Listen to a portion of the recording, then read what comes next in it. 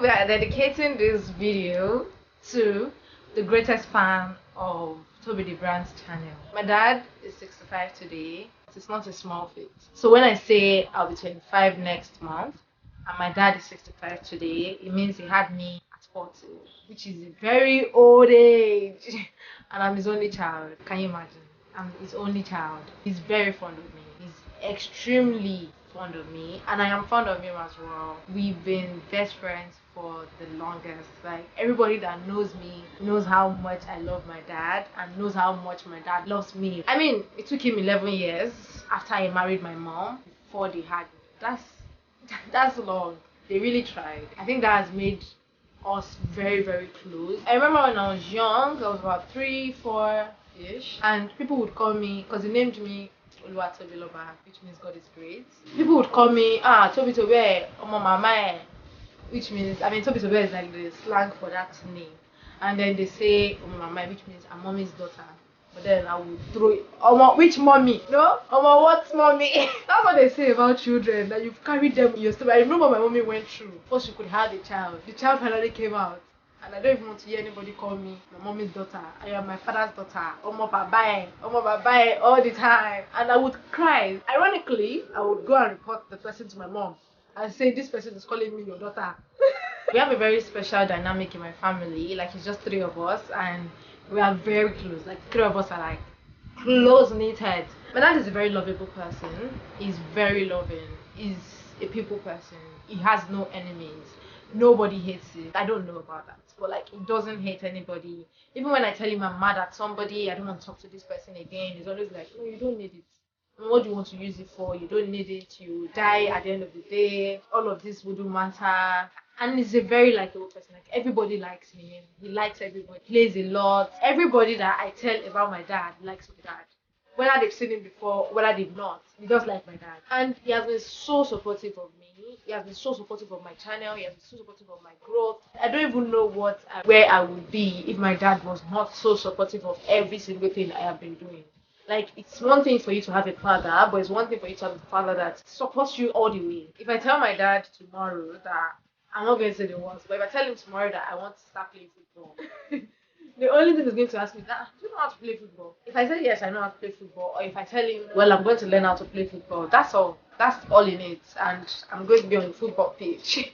Growing up, he has always been supportive. I remembered when I was going to get into uni, and I was going to go to uni Lauren then, and I told my dad I wanted to study theatre arts just because I enjoyed writing stories when I was young. So I told him I wanted to be a script writer and I wanted to study theatre arts. This was like 10, 11, 12 years ago. I think I was 14 at the time, yes, so like 10 years ago. I told him I wanted to study theatre arts, and he said, okay, see how you write stories and you want to become a scriptwriter. My mom was against. My mom was throwing the most and saying, no, theatre arts for what? You want to go and be working on theatre. My dad was like, that's what she wants. What she wants is what she gets. I mean, what I want is what I get. And I just feel like that just stuck with me. Like, growing up, I always get what I want. I think I had that mindset from like when I was young, because with my parents, I always get what I want. Thanks to my dad. Because if you leave it to my mom will fight you. Then what? My dad has always seen like the bigger picture of me, which he still does. He's not even like the richest father. He's not the richest man. He's not even rich. I'm not even like. It's just I would say he's comfortable, and he has really made me comfortable. My dad would make me comfortable before he gets comfortable. I don't know why I decided to do this video. I don't know, because this is about to get really emotional. He has always wanted to just provide the best of the best of the best for me. Things were very hard. Things used to be like way harder. I remember when I wanted to get into uni, so I didn't pass uni Lawrence exam, and I didn't want to stay at home for like an extra year. My principal at the time, my secondary school principal at the time, came up with the idea of me going to the secondary school's university, which is Crawford University. And I was like, no, what? That's a private university. That's about 500,000. From where? Where is that supposed to come out from? And I remember the man was like, I should take the exam. I took the exam. I passed the exam. I started crying. I was like, no, I'm not going to this school. With which money? I would be feeling like everybody's paying their school fees and I've not paid, that kind of thing. The principal was like, okay, let's call your dad. I was crying. I said, I don't want to call my dad because I can't do anything about it. We called my dad, and my dad was like, no, I think it was before we took the exam. So I didn't want to take the exam, and it was like I should take the exam. That's if I pass the exam. We went to school, and it was so funny because he was working. Well, he had a contract at the time, obviously. So that was what he was looking at.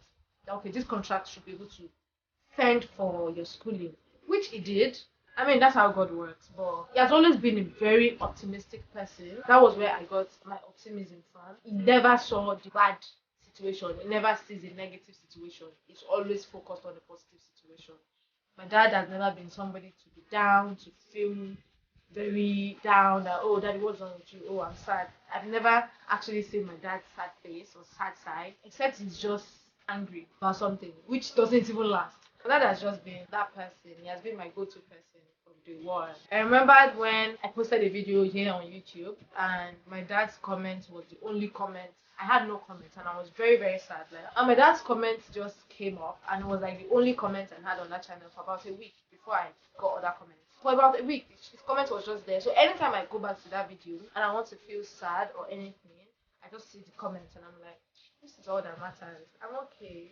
If people like don't comment, my number one supporter has commented, you know. So I'm okay with this. I'm fine.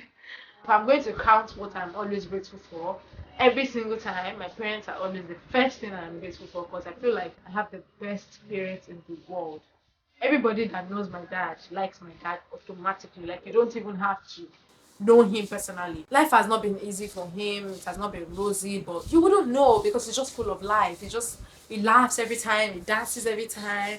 He's always just happy, and I don't know where the energy is from. But like I feel like the energy is so contagious because I was able to like contact the energy from him because the energy is so strong. He loves playing Scrabble. That's the Scrabble team. They call it Mobile Lexicon, which is a mobile dictionary. That was his nickname for like a long time before they eventually changed it to Pappy Dogs. When he started growing old, he's very, very smart. I feel like I have a very mad combination of smartness because my mom is very intelligent and my dad is another intelligent person, and then both of them combined, I'm like, my head is hot.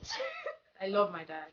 I really do love my dad. I'm always just grateful to have my dad in my life. I don't know where I would be, to be honest. I don't know. I'm so grateful to God for his life. I'm grateful. I'm grateful that God has kept him to this point. He has fallen sick. He has had accidents. He has been through a lot. I'm just so happy that he's still happy. Because he sent me a video today of him dancing to Daniel's Twe. And I'm like, why you at 65? I posted on my Instagram page if you want to see, because I haven't posted here because of copyright. But yeah, my dad has always been a very good person to me. I really can't wait to just spoil that man. I can't wait to spoil him. I can't wait to spoil my mom. I can't wait to just do whatever they want for them. I can't wait to actually make them happy, make them smile. Consider myself so lucky to have that man as a father. I wish my husband is like my father, obviously with money. My dad is the best man in the world. And that's on period. That's on big per. First of all, please, if you watch my Instagram, please go and me tag Kiss Daniel. Because Kiss Daniel has to see my father. But that is the biggest fan of Kiss Daniel. If Kiss Daniel sneezes, chill. I even remember that song. That chill, bullet. So this is cheers to 65, 75, 85, 95, 105. You know, I just pray for long life and prosperity. I pray that God keeps you, He will bless you, He will provide for you, He will make you happy continually all the days of your life. You will never be sad. God is going to uphold you and you will never ever lack any good thing in the name of God. Thank you, Daddy. Happy birthday.